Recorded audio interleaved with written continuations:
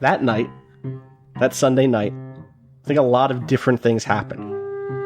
And in your own way, you each hear what the next job is for the six. Aubrey, it comes to you in a dream. It's Samat again. And over the last couple of months, he's been explaining to you the way things are in great detail about who he is and how long he's been around and how time is weird in a way that you can't quite comprehend, and about how, in order for Chiron to be saved, Samathes has to be killed. I think you hear it, Castile, from Malguin, who meets you for a drink late at night with his mask and his, crown off to the side.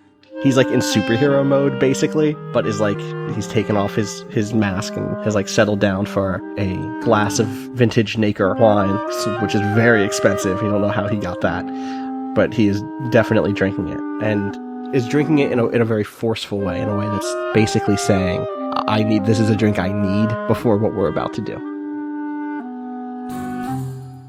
You hear it, Siege, deep in the woods, where Samal has called you back to him. Not pleased with how you've handled the gardeners, but offering you a new deal. Hitchcock, you hear it in a dream too, except you hear it from Samathes himself. He looks you in the eye, and he says, "You're coming to kill me. You don't know it yet, but you and your friends are coming to kill me."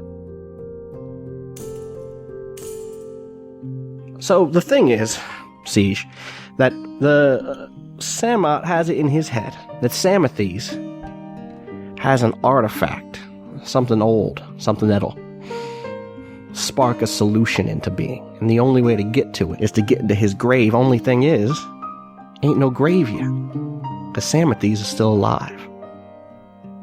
When I drive a dagger into my father's heart, the city will come awake for him. There are protocols in place for when great beings die.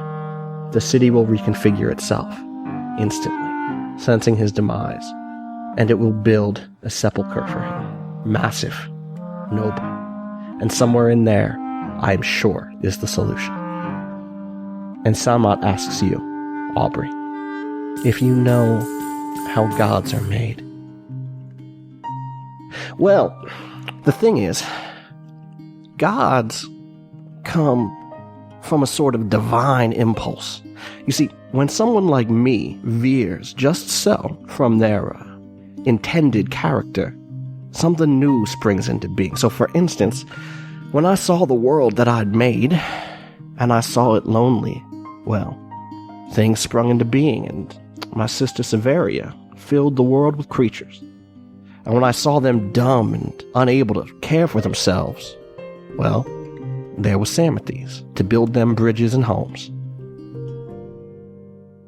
And so, Samat and Malguin are convinced if they can get into my mausoleum, if the divine blood in Malguin can feel something new, seeing me there resting, something might spring into being, something powerful enough to hold back the heat and the dark.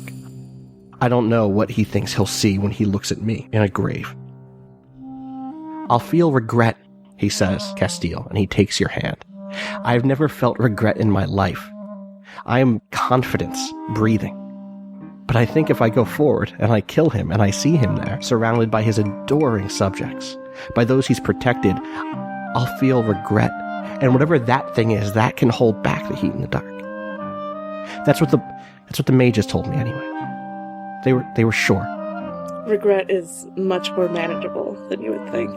It's funny you say that, because, in a sense, death exists because of regret. You see, I know what you're thinking, Siege.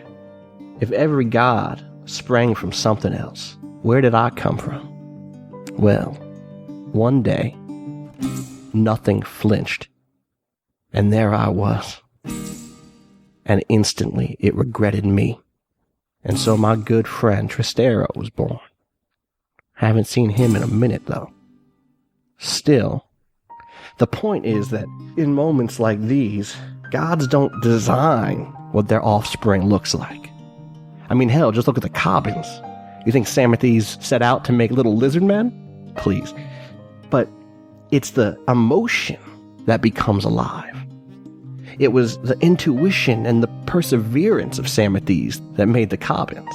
And in the same way, it was the fear that it had done something wrong that made nothing make Tristero. So whatever Malwyn thinks he'll see in that tomb, boy, he could not be more wrong. You can't let them do it.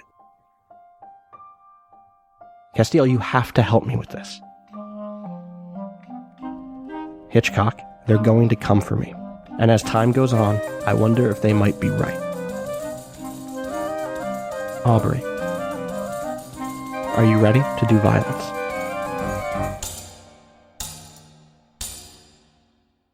Yes. Good.